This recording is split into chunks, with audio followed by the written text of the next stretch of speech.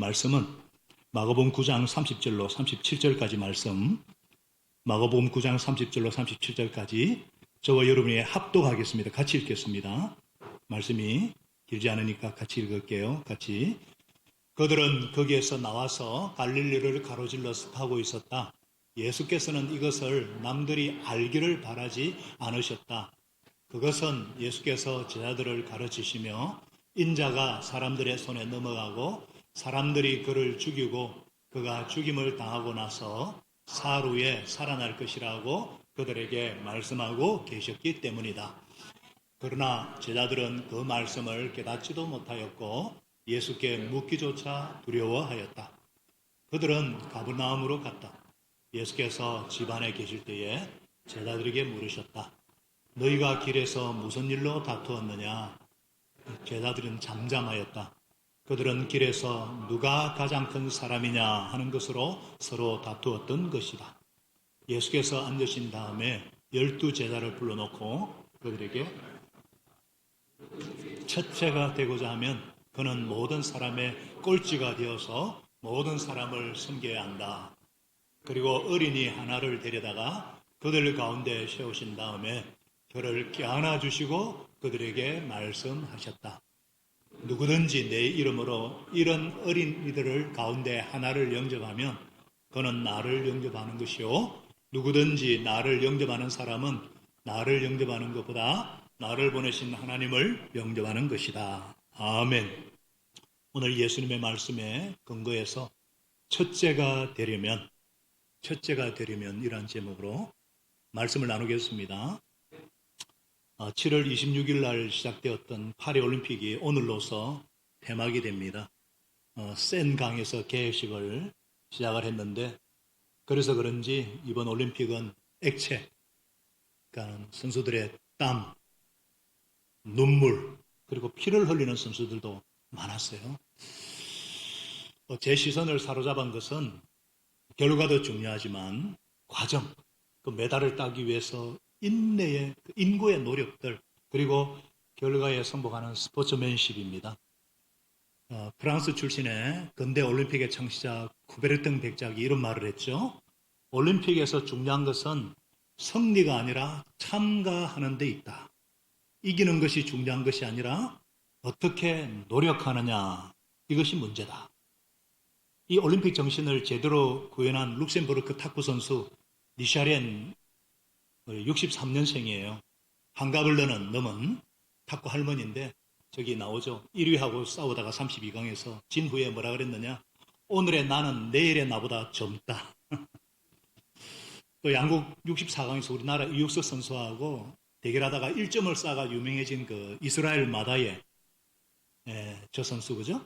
내전 중에 있는 아프리카 최빈국 차드 출신에 참가할 돈이 없어가지고 그런데도 참가해서 이런 나라가 있다는 것을 알리기 위해서 나왔는데 우리 한국 기업이 이제 후원하기로 했다 그러죠. 이렇게 더 빠르게, 더 높게, 더 강하게 그리고 함께 이 올림픽 정신이 우리에게 감동을 주는 이유가 무엇이겠습니까? 이게 본래 성경에서 나온 것이기 때문입니다. 성경에서 고린도전서 9장의 24절에 경기장에서 달리기를 하는 사람들이 모두 달리지만 상을 받는 사람은 하나뿐이라는 것을 여러분은 알지 못합니까? 여러분도 상을 받기 위해 달리십시오. 그러면서 이 세상 사람들이 썩어 없어질 그 월계관 얻으려고 그렇게 절제를 하는데 우리는 썩지 않을 월계관을 얻으려고 다른 박질합니다. 이렇게 말씀하고 있죠. 그리스도인들인 어떤 사람입니까? 영원한 하나님의 나라에 썩지 않을 면류관, 영생의 상급을 소망하고 달리는 자들인 줄로 믿습니다. 그러니까 이 목표가 중요해요. 그런데 어떤 분은 이렇게 성경에서 겸손해야 된다, 자아가 깨어져야 된다, 그래서 그렇게 하다 보니까 막 훈련을 받고 자아가 깨어지고 그래서 그러는지 이상한 생각을 하고 계신 분이 있어요. 그렇지 않은 야망을 가져서는 안 된다, 이런. 여러분도 그렇게 생각하세요? 또 어떤 분은 뱁새가 황새 따라가다가는 가랭이 찢어진다. 뭐 이거는 자기 과신을 문제 삼은 거지, 정확한 목표라든지 어떤 환경을 아는 것은 중요하다 그런 말이거든요. 물론 너무 세상적인 것이나 악한 것에 대한 야망이나 야심이 있으면 안 되지만 소원 자체는 잘못된 것이 아니에요. 거룩한 소원은 사실 우리에게 필요하고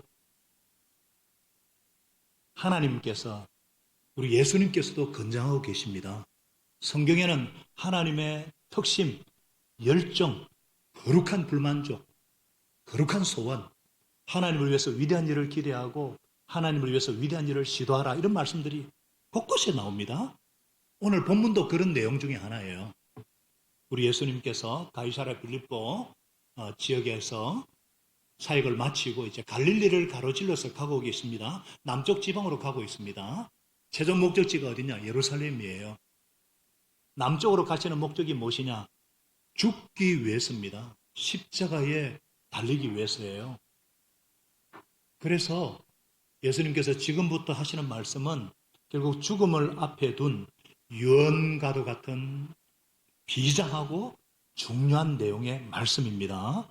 31절에 인자가 사람들의 손에 넘겨지고 사람들이 그를 죽이고 그가 죽임을 당하고 나서 사흘 후에 살아날 것이다. 우리 예수님은 돌아가시기 전에 3번이나 뭐 3번만 할 수 있겠어요? 3은 완전수거든요. 마가복음에는 3번에 걸쳐서 예수님의 십자가 죽음과 부활에 대해 말씀하십니다. 오늘이 2번째예요. 그런데 이 제자들은요, 말씀을 깨닫지를 못해요. 못 알아듣는 거예요. 예수님이 배신당해서 죽임 당할 거다 하는 것은 어느 정도 뭔가 조금 이해가 가는 것 같은데 돌아가셨다가 사흘 만에 다시 살아날 거다 하는 것은 도무지 이해가 되지 않아. 이것을 이해하지 못하니까 예수님이 무슨 말씀을 하시는지 도통 알 수가 없죠. 여러분, 우리 중에 어떤 분은요, 2000년 전에 살았던 사람들, 그 예수님 당시 사람들은 비과학적인 사고방식 가졌기 때문에 뭐 누가 죽었다가 살아났다 그래도 뭐 턱턱 믿을 거다. 세상에 그런 거 없습니다. 죽은 사람이 산다는 건요, 옛날 사람이나 요새 사람이나 다 쉽게 믿어지는 거 아니에요. 오히려 요즘은요, 임종을 하면은 장례 지도사라든지 또 우리가 매스컴을 통해서 죽음을 접하기 때문에 오히려 죽으면은 막 집에서 장사를 지내고 죽음을 옆에서 대하는 옛날 사람들이 오히려 죽으면 끝이다. 사람이 살아나는 거 불가능하다. 더 잘 알지. 그렇죠. 2000년 전 사람이라고 뭐, 예수라는 분이 살아나셨대. 그러면, 그래? 이렇게 믿어지는 게 아니라는 거예요. 제자들을 보세요. 예수님이 그렇게 말씀하셨는데, 예수님이 죽었다가 다시 살아나는 걸 말씀하셔도 예수님 말씀을 직접 들으면서도 믿을 수가 없는 거예요. 그러니 32절의 제자들은 그 말씀을 깨닫지도 못하였고 예수님께 묻기조차 겁이 났던 거예요. 이랬던 제자들이기 때문에 예수님이 경고하시고 그 다음 십자가 달려 돌아가셨는데 끝까지 믿지를 못해서 곧 부활하실 거다.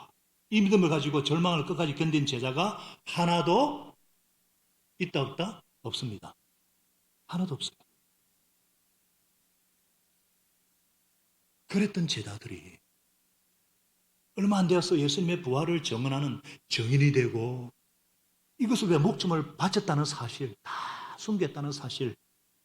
여러분, 이들이 예수님을 만나지 않고서는 이렇게 변할 수가 없어요. 예수님은 분명히 살아나셨고 살아나신 예수님을 만났기 때문에 이 사람들이 변화될 수밖에 없다는 결론을 우리가 내리게 되고 그래서 예수님이 죽으시고 다시 사시다는 것은 사실이다. 예수님의 부활은 역사적 사실이다. 역사적 사실인 줄 믿습니다. 예수님이요, 이 말씀을 하시면서 남진아시아와 가버나움에 가셨어요. 그리고는 집에서 예수님이 앉으셔가지고 물으셨어요. 너희들 길에서 무슨 일로 다투었느냐? 얼마나 심하게 다투었으면 예수님이 먼저 물어보셨을까? 그럼에도 제자들은 유구무원, 잠잠할 수밖에 없는, 막 찔리니까. 왜냐하면 예수님이 자꾸만 죽음 당하신다, 자기들과 헤어진다 하는 걸 좀 감은 잡았던 것 같아. 근데 그 다음에 오는 게 뭐예요? 예수님이 안 계시면은 누가 왕초 노릇 하지? 이거 갖고 서로 다툼이 생긴 것 같아요. 또 어쩌면 제자들이 아직도 전통적인 메시아에 대한 기대, 그러니까 메시아가 오셔서 로마 압제하에서 압제를 물리치고 이스라엘 나라를 재건할 때에 예수님이 왕이 되시면 누가 그 옆자리 높은 자리를 차지하느냐, 요거 갖고 다툼을 벌이지 않았는가 싶어요. 막 그러니까 막 서로 다투니까 막. 여러분, 이 주도권 싸움이라 그러죠. 이거를 헤게모니라 그러는데, 어떤 집단을 주도할 어떤 권력이나 지위, 이 헤게모니 쟁탈전은 어제 오늘의 얘기가 아니고 창세 때부터 타락한 인생들의 본성이에요. 우리나라도 지금 누가 당대표가 될 것인가, 누가 차기 대권 주자가 될 것인가, 뭐 이런 2명 이상 모인 어떤 공동체나 집단에는 반드시 이런 헤게모니 쟁탈전, 주도권 싸움이 있어요.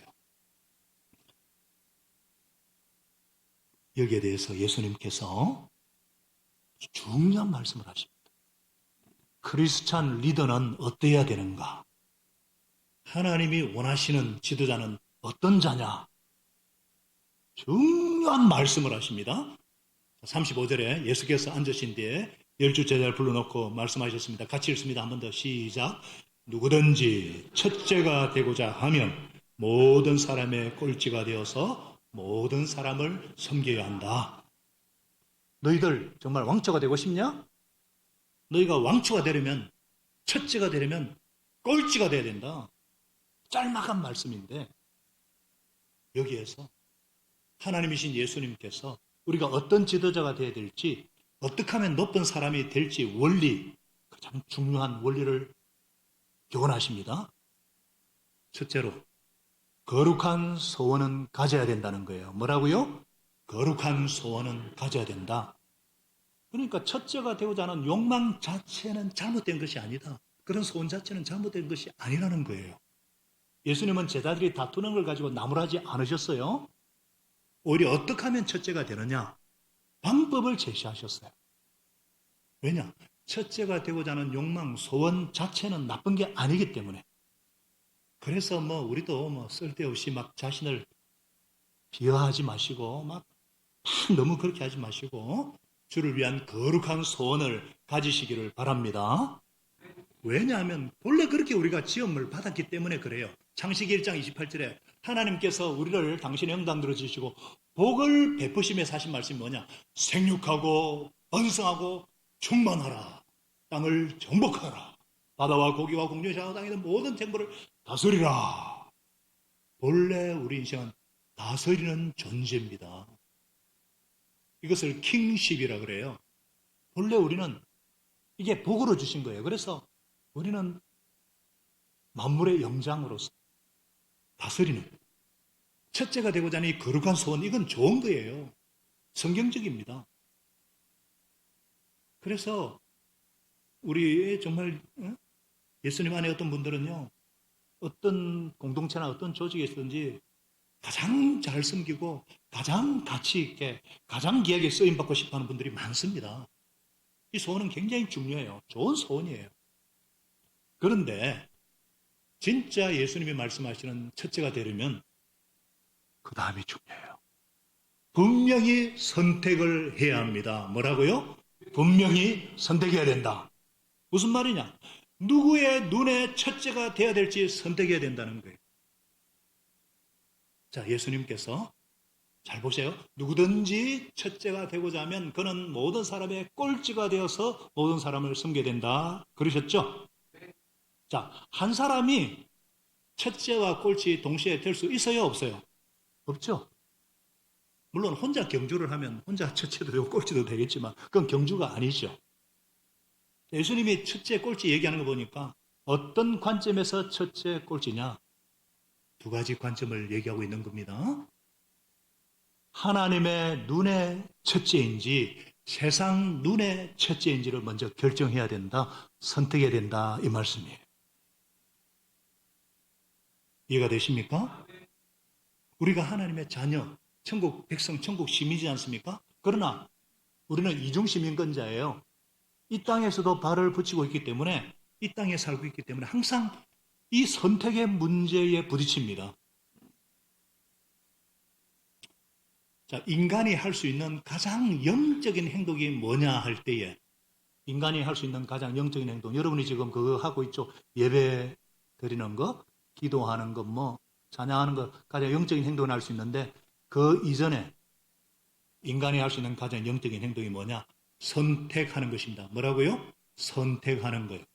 여러분이 이 폭염 가운데 예배 드리러 선택하셨기 때문에 이 자리에 앉아 있는 거예요. 이해가 되시면 아멘입니까? 네. 하나님은 우리에게 선택할 수 있는 능력을 주셨어요. 성경 곳곳에 창세기부터 신명기 다 신약의 성경 전부 다 선택입니다. 선택을 잘하느냐 못하느냐에 따라서 내가 큰 사람이 되느냐 작은 사람이 되느냐 결정됩니다. 예수님은 이 선택의 문제에 대해서 성경 곳곳에서 말씀을 하시거든요. 우리 신약에만 한번 봅시다. 마태복음 특별히 산상수훈 가장 중요한 천국 헌장에 6장에 예수님께서 그렇잖아요.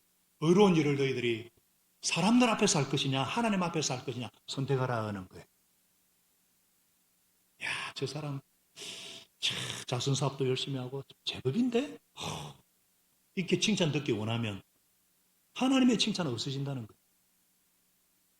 하나님의 칭찬을 선택했다 그러면은 남이 모르게 해서 하나님만 알도록 선택하라 이렇게 말씀하는 거예요. 기도도 마찬가지예요. 마태 6장 5절에 기도도 보면 기도할 때 위선자처럼 하지 말라는 거예요. 사람들에게 아유 저 사람 참 기도 많이 하고 기도 열심히 참 한다. 이런 소리를 듣기 원하느냐 아니면 하나님께서 들으시고 응답해 주시기 원하시는 그런 기도하기 원하느냐 선택의 문제예요. 금식도 마찬가지예요. 사람에게 와 저 사람 며칠째 지금 금식을 어우 신령하다 이런 소리를 듣기 원하느냐 아니면 하나님 보시기에 정말 그런 기뻐하시는 금식을 하느냐 우리가요 항상 이 선택의 문제에 부딪힙니다. 내가 하나님의 눈에 성공할 것인가 세상 보기에 성공할 것인가 세상이 알아주는 사람이 될 것인가 하나님이 알아주는 사람이 될 것인가 이 선택이에요.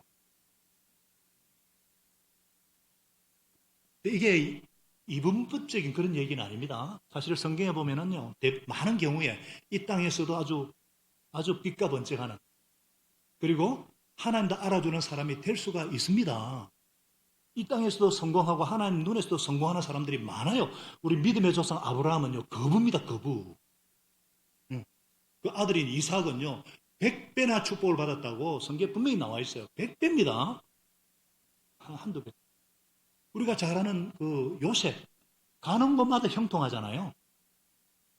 또 다니엘, 대제국의 총리가 되잖아요. 2인자입니다. 몇 제국이 거쳐서? 그러니까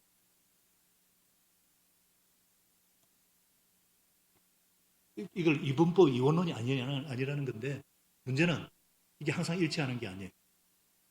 하나님 앞에서 부유한 삶을 살기 위해서 이 세상에서 궁핍한 삶을 살아야 할 때도 있습니다. 이때 선택이 중요해요. 이때 선택을 잘 몰라요. 못해가지고 사람들이 응거주춤 찬 것도 아니고 든 것도 아니고 응거주춤 혹은 양다리 걸치고 따라가거든요. 그런데 양다리 걸치게 되면은 꼭 세상으로 기울게 되어 있어요. 이쪽으로. 분명한 선택이 없으니까 본성에 끌리게 되어 있어요. 여러분 잘 보세요. 아브라함이나 이삭이 그런 복을 받았는데 순종의 아이콘입니다. 맞습니까? 아브라함, 이삭은 순종의 사람들이에요. 요셉이 가는 곳마다 형통하지만 그 앞에 반드시 있는 게 뭐야? 하나님과 동행하더니 다니엘이 제국의 총리가 된 이유는 뜻을 정하여서 다니엘서 1장 8절에 뜻을 정하여 분명한 선택을 합니다. 하나님 편에 서고자. 이런 분명한 선택의 결단이 있었기 때문에 하나님 앞에서도 큰 사람이고 사람 앞에서도 그러나 이런 선택의 분명한 선택의 결단이 없으면 하나님 앞에 큰 사람, 하나님 쓰실 수 있는 큰 그릇 되지 못할 뿐더러 세상이 또 수치를 당해요. 선택 잘 하셔야 돼요. 내가 세상의 눈에 볼 때 성공한 사람이 될 것인가? 하나님의 눈에 성공한 사람이 될 것인가? 세상 사람들이 알아주는 사람이 될 것인가? 하나님이 알아주는 삶을 살 것인가? 세상 보기에 부유한 삶을 살 것이냐? 하나님 보시기에 부유한 삶을 살 것이냐? 그럴 때마다 하나님을 선택을 해서 큰 그릇이 되시기를 축복합니다. 이렇게 선택을 잘하고, 그래서 정말 첫째가 되고자 하면은 꼴찌가 되어야 된다는 거예요. 뭐라고요? 꼴찌가 되어야 된다는 거예요. 제 얘기 아니에요. 예수님 말씀이에요. 분명히 첫째가 되려면 꼴찌가 되어서 모든 사람을 섬기는 사람이 되어야 된다 그랬습니다. 할렐루야. 이거 어떻게 보면은 세상적인 논리, 세상의 가치관, 세상의 방식하고 반대거든요. 세상은 어때요? 약육강식, 적자 생존, 자연 도태, 만인에 대한 만인의 투쟁, 죽기 아니면 까무러치기, 밟지 않으면 밟힌다 뭐. 세상에서는 첫째가 되기 위해서는 도리가 없잖아요. 그렇게 또 가르치고 나와 비슷한 사람을 밟고 일어서든지 제거할 수밖에 없죠. 그런데 예수님은 그 방법이 아니라는 거예요. 그 방법이 아니라는 거예요. 정말 큰 사람이 되고 싶으면, 첫째가 되려면 남을 섬기라. 할렐루야. 남을 섬기라. 섬기되 점점 많이 섬기면 내가 점점 큰 사람이 되는 거다. 점점 많이 섬겨서 이제는 나에게는 상전, 상사, 보스밖에 남는 게 없어요. 종중에서도 꼴찌가 돼버렸어요. 그러면 하나님 보시기에 첫째가 됐다 이 말씀이에요.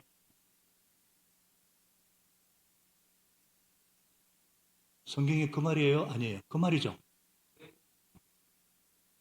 그러니까 밟고 일어서는 게 아니라, 제거해버리는 것이 아니라 섬김으로써 큰 사람이 된다. 더 많이 섬기면 섬길수록 더 큰 사람이 되고, 낮아져 섬겨서 종중의 종이 되면 가장 높은 사람이 된다 이 말씀입니다. 그래서 첫째가 되기 위해서는 꼴찌가 되어야 된다는 거예요. 하나님이 인정하시는 높은 사람이 되기 위해서는 낮아져 섬겨야 된다는 거예요. 아멘.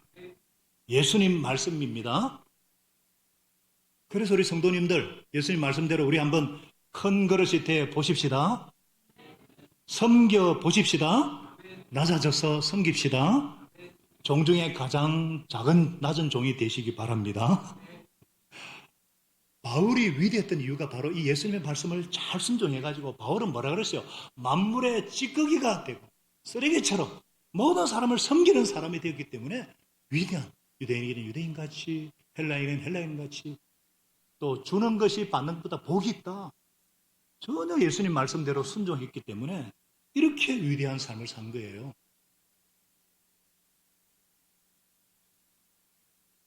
동의가 되시면 아멘? 네, 그러죠. 그런데 종이 된다는 게 무조건 남이 시키는 대로만 하는 게 아니에요. 남의 필요를 채워준다, 이게 종이 되는 것입니다. 뭐라고요? 남의 필요를 채워주는 거예요. 많은 분들이 오해를 하는데, 종이 된다 그러면 남 시키는 대로 다 한다 이렇게 생각하는데 아닙니다.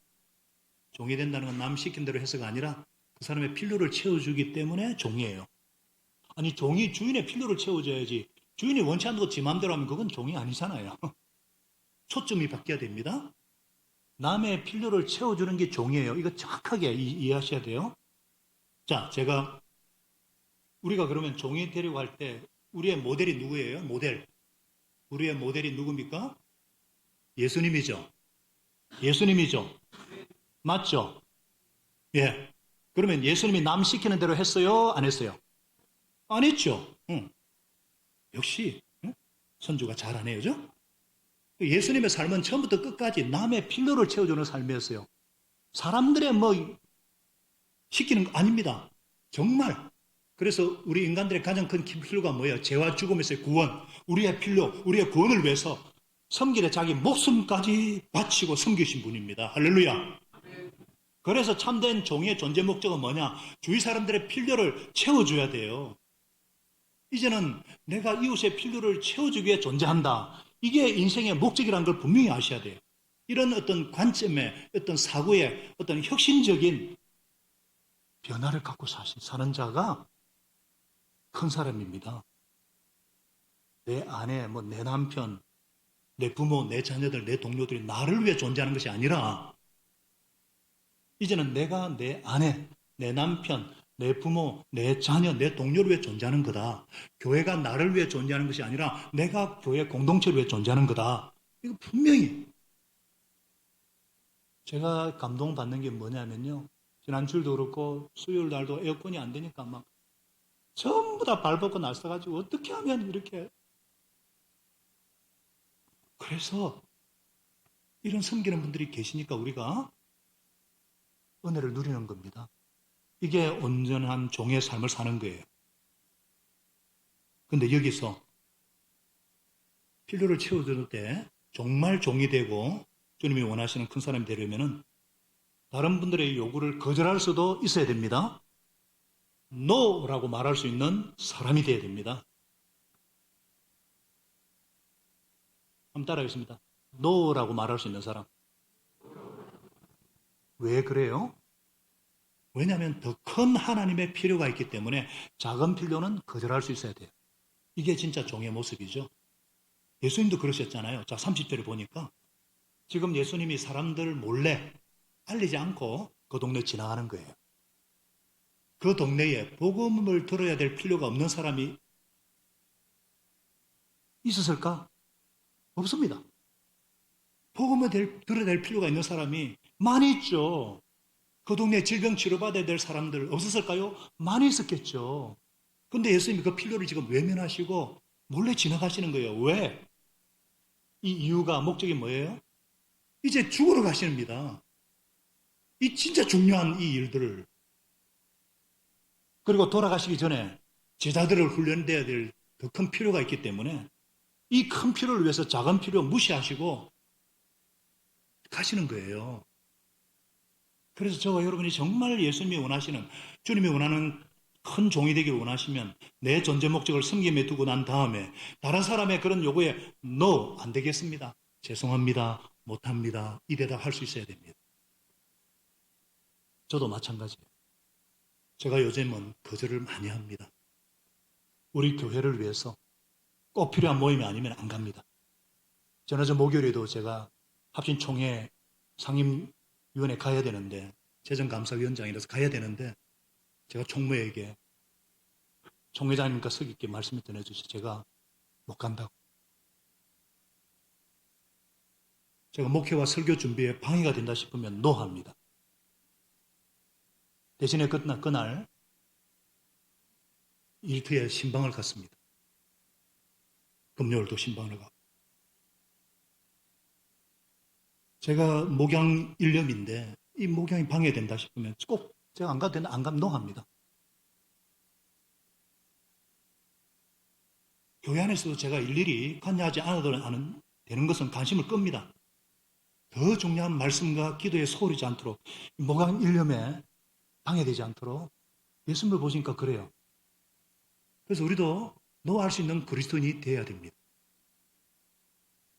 자, 여러분들이 정말 주님을 잘 섬기기 위해서는 가정이 튼튼해야 됩니다. 아멘. 신체적으로 건강해야 됩니다. 아멘. 정신적으로 건강해야 됩니다. 아멘. 영적으로 강건해야 됩니다. 아멘.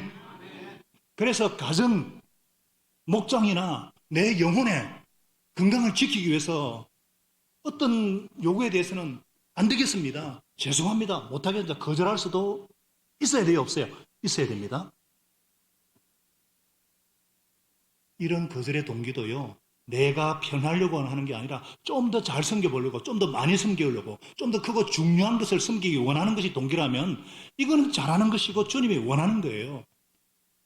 그래서 막 노하는데 그게 막 가책이 느껴져가지고 막 사람과 관계가 막 끊을까 싶어가지고 막 싫은데도 억지로 막 끌려다니면서 그런 거 하지 마세요. 그거 안 하셔도 돼요.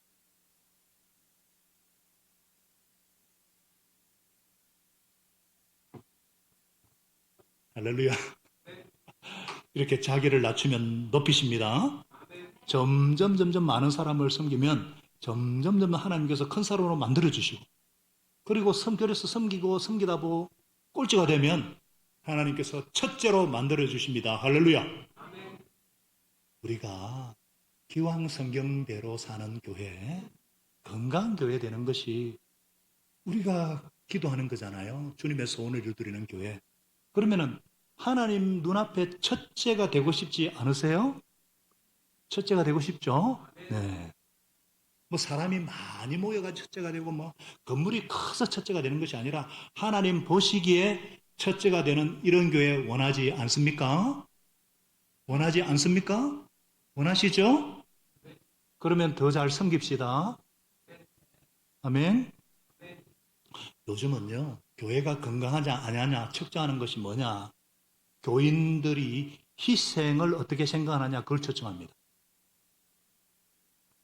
성경적인 교회에 세 가지 표지가 있는데 비신자가 예수를 믿는 회심의 역사가 일어나고 있는가, 또 간증이 기동답이라든지 정말 하나님을 경험한 간증이 있는가, 그 결과 기쁨이 있는가, 이게 건강한 성경적인 교회 표지인데 그 밑바탕에 뭐가 있느냐?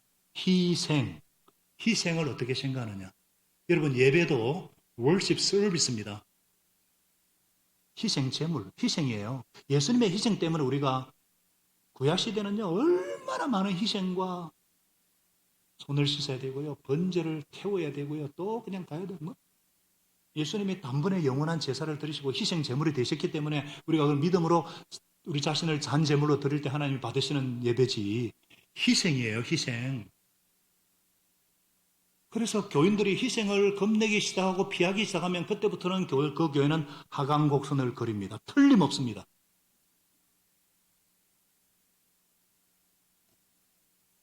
지금 한국 교회가 위기잖아요. 희생 안 하려고 합니다. 근데 저는 우리 교회 성도들 보면은요, 몸을 안 아끼세요. 왜 그렇게 열심히 섬기는지 참 신기해요. 저도 못하는 걸 하는 분들이 많으세요. 그렇게 자꾸 섬기니까 하나님이 높여주시는 거예요. 하나님께서 그 섬김의 기쁨도 주시고, 보람도 주시고, 열매도 주시고. 그래서 여러분들, 우리 교회도 하나님 보시기에 큰 교회, 개인적으로도 하나님이 크게 인정해 주시는 큰 사람 되시기를 바랍니다. 그래서 하나님께서 무슨 큰 일이 있을 때, 인원이 많은 교회, 뭐 건물이 큰 교회 다 제쳐놓고, 미래의 교회, 너희들 내가 쓰겠다. 이런 복을 누리는 큰 사람 되시는 그런 우리 교회, 그런 저와 여러분 되시기를 축복합니다. 그러려면은 부탁하기 쉬운 사람이 되셔야 돼요. 뭐라고요? 부탁하기 쉬운 사람이에요. 하나님이 원하시는 큰 사람, 섬기는 사람이 되기를 위해서는요, 여러분들 부탁하기 쉬운 사람, 쉽게 말하면 다른 사람에게 만만하게 보여야 됩니다. 만만하게. 하나님이 쓰시는 교회 어떤 제가 지도자들 가만히 보면요, 부탁이 있으면요 성도들이 쉽게 가서 하더라고요. 그러니까 섬길 기회가 자꾸만 많아지고 자꾸만 하나님께 쓰임 받더라고요. 그만하면 부탁하겠어요? 가까이 있는 게 부담스러우면 부탁하겠어요? 아니요. 우리가 큰 사람이 되고 싶다, 섬기겠다 이 말을 하는데 구체적인 걸 모르는데 오늘 이 예수님 말씀대로 구체적인 방법 지금 가르쳐 드리는 겁니다. 만만한 사람이 되는 거고 사람들이 쉽게 부탁할 수 있는 사람이 되는 거예요. 예수님처럼. 우리 예수님은요, 어린 아이도 쉽게 다가올 수 있는 만만하고 따뜻한 분이에요. 어린이 하나를 데려다가 그들 가운데 씌운 다음에 예수님이 그를 껴안아 주시잖아요. 예수님은 스킨십도 하시고 어린아이들도 예수님 품에 그냥 팍 안기고. 저는 감사한 것이 우리 교회 주일학교 아이들이 저한테 막 탁 안길 수 있는 구정원 목사님하고 한 번씩 제 방문을 그냥 불끈불끈 그냥 열어요. 그냥 만만하니까. 권위는 있어야 되지만 권위적이 되면 안 되죠. 남들이 쉽게 부탁할 수 있는 그런 사람이 돼야죠. 제가 단상에서는 하나님 말씀을 대언하기 때문에 권위가 필요하지만 언제든지 저를 만만하게 보고 쉽게 다가와서 기도 요청도 하고 도움도 부탁할 수 있는 그런 한 지체, 그런 성도가 되기를 원합니다. 그러려면 여유가 있어야 되고 기쁨이 있어야 되고 또 철부지 어린이도 끝까지 영접할 수 있는 그런 그릇이 되고자 기도합니다. 그래서 37절에 예수님 말씀하잖아요. 누구든지 내 이름으로 이런 어린이들 가운데 하나를 영접하면 나를 영접하는 것이고 결국 하나님을 영접하는 것이다. 여기서는 어린이의 상태를 말합니다. 상태. 어린이의 상태, 특징이 뭐냐 이 말이에요. 어린이의 특징은 이기적이고 욕심이 많고 질투심 강하고 시기심 강한 데다 똥꼬집이에요. 어린이의 애는 누군가 의지하지 않으면 살아남을 수 없는 걸 잘 알아요. 무력하다는 걸 알기 때문에 늘 이렇게 뭔가 뒤틀리면 막 울고 막 우리 저기 이제 둘째가 태어나는 사람들만 언급해서 죄송합니다. 우리 하랑이 둘째가 태어났잖아요. 지금 이제 송필립이가 지금 굉장히 사랑을 받고 그러니까 너무 교만해져 가지고 지금 아나분이 됐는데 지금 루카 동생이 지금 곧 태어나거든요. 그럼 그도 이제 쪽박 차는 거야. 그러니까 아이들이 아기 때는 이쁩니다만은 3살, 4살 이 파이디언 어린아이를 말하는데 막 자기 고집이 세거든요. 막 울고 그러다가 늘 그 도움을 요구하고 막 이러고 하다가 좀 크면은 나중에는 막 이제 청소만 돼도 엄마 좀 이제 막 대들기 시작하고 막 그러죠. 제 둘째가 덩치는 큰데 항상 하여튼 애기같이 근데 참 엄마는 또 그걸 또 끝없이 또 감당해주고 저는 막 지가 손이 없나 발이 없나 이러는데 아내는 그 둘째가 또 이쁜가 봐요.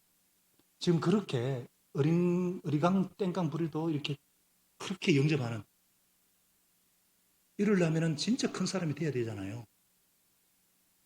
지금 그 얘기 하는 거거든요, 예수님이. 그래서 우리가 이렇게 누구든지 만만하고 애들도 부탁할 수 있는.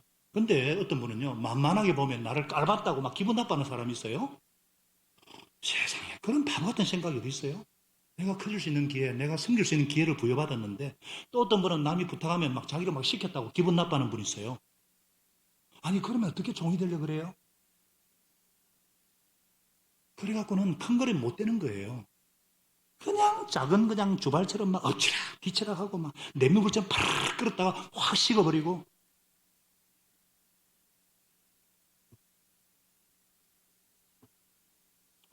여러분 우리가 첫째가 되려면은 정말 누구도 담을 수 있는 만만한 사람이 되셔야 됩니다.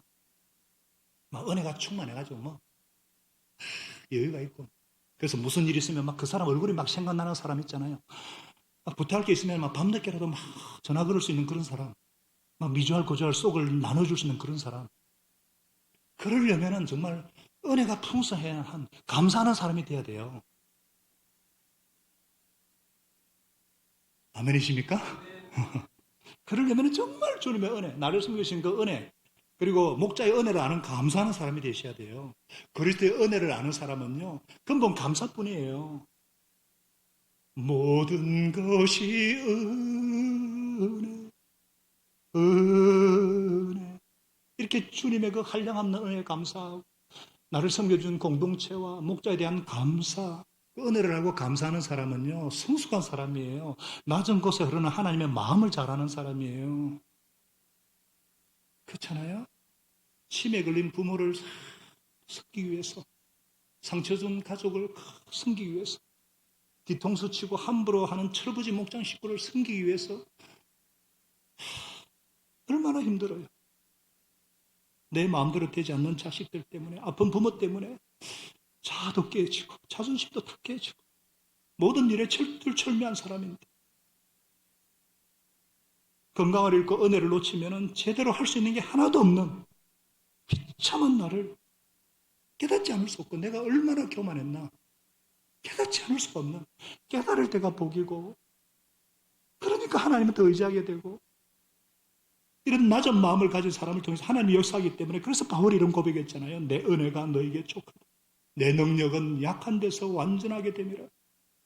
철저하게 자기 무력함을 인식하고 하나님께 매달리는 사람. 그런 사람을 통해서 하나님의 능력이 나타나기 때문에 그런 사람이 큰 사람이 되는 거예요. 그런 은혜가 충만한 사람은 누구든지 기댈 수 있는 저 여러분이 그래서 주님을 사랑하고 주님 말씀대로 살고자 정말 그런 우리 사랑하는 미래로 가족 여러분들 첫째가 되려면 오늘 말씀대로 거룩한 소원을 가지고 하나님의 눈에 큰 사람이 되고자 분명히 선택하고, 그래서 점점 낮아져서 일이 있을 때마다 여러분을 찾아오고, 여러분이 만만해서 도움을 청하고, 점점 섬기는 사람이 많아져서 하나님 앞에 점점 높은 사람이 되고, 마침내 부탁이 쉬운 종이 되고, 이제는 꼴찌가 됐어요. 그래서 하나님 보시기에도 그렇고 누가 보기에도 첫째가 되는 귀한 영광을 누리고, 장차 하늘 보좌에서 예수님과 함께 영원히 왕노릇하는 그런 영광을 누리는 여러분과 제가 되기를 예수님의 이름으로 축원합니다. 기도하겠습니다. 하나님 아버지, 하나님 아버지, 감사하신 아버지 하나님,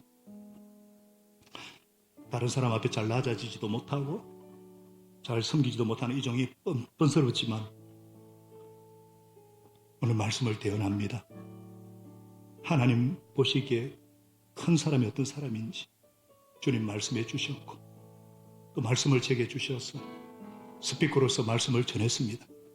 하나님 아버지, 사랑하는 주님, 우리 예수님처럼 가장 크신 분이지만 우리를 위해서 낮아지시고 섬기되 죽기까지 섬기심으로 모든 이름 위에 뛰어난 가장 귀한 이름 되신 주님처럼 저부터 시작해서 하나님 보시기에 큰 사람 될 수 있도록 남을 섬기는 사람 되게 하시고, 많은 사람을 섬기게 하시고 종되게 하셔서 주님이 시키고 싶은 일이 있을 때마다 생각나게 하시고, 이루시고 싶은 일이 있을 때마다 이루어드리는 저와 우리 성도들 되게 주님 도와주옵소서.